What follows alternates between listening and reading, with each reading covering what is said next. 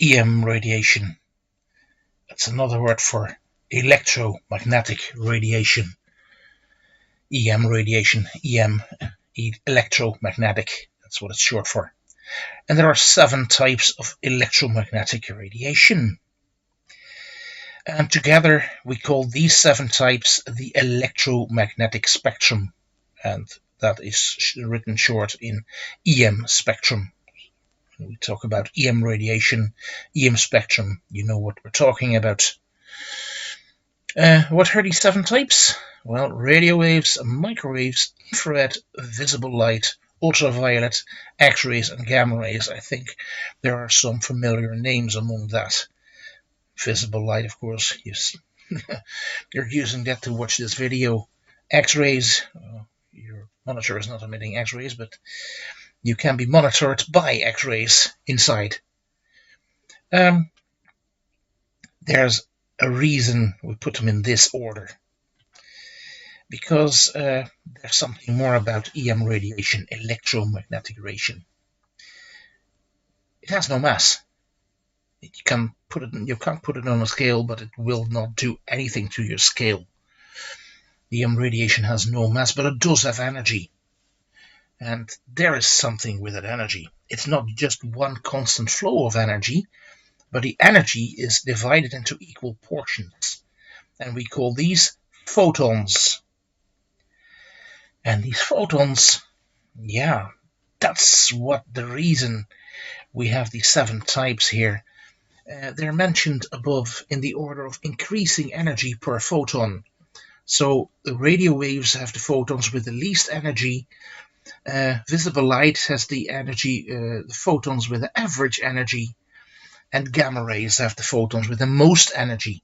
There's a big range in that, enormous difference range. Well, there's more to it than just photons and packages and energy and quanta. Because EM radiation is also known as EM waves, electromagnetic waves. And that's because the energy is being transmitted in the shape of a wave. It's contained in waves. There's no real good way of saying it easily in an easy language. These waves all propagate with the speed of light, and well, that's a bit quicker than you saw that little wavy there going through, because the speed of light is actually, well, here you see it, 299,792,458 meters per second if we're traveling in vacuum. Well, for comparison, that is the same distance in 1 second as 7.5 times around the Earth. Oopsie, that's quite fast. But you already saw the shape. It's traveling in these kinds of shapes, all these kinds of waves. And there's something to be measured about it, because this distance is called the wavelength. And there is something with the wavelength of electromagnetic waves. Because the smaller the wavelength, the more energy there is in a photon.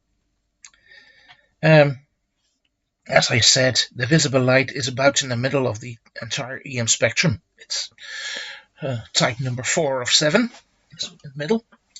And the wavelength of visible light is between 380 nanometers, that's violet, and 780 nanometers, and that's red.